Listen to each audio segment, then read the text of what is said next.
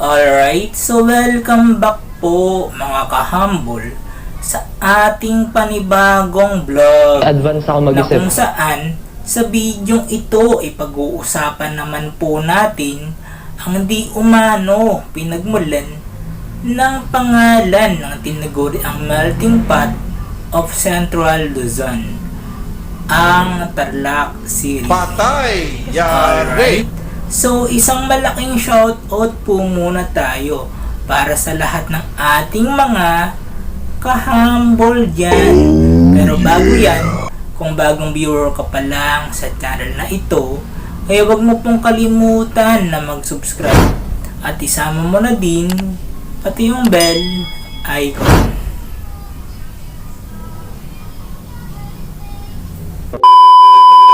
Alright, so based on my own analysis po mga kahambol, di umano ang pangalang Tarlac ay hinango sa pangalan ng isang damo na kung tawagin ay Malatarlac.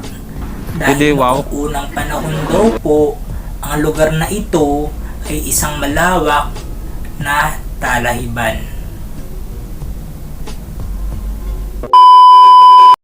Alright, so gaya nga po ng sinabi ko kanina mga kahambol, ay nagmula nga po ang pangalan ng bayan sa isang uri ng damo o talahib na kung tawagin ay Malatarlac.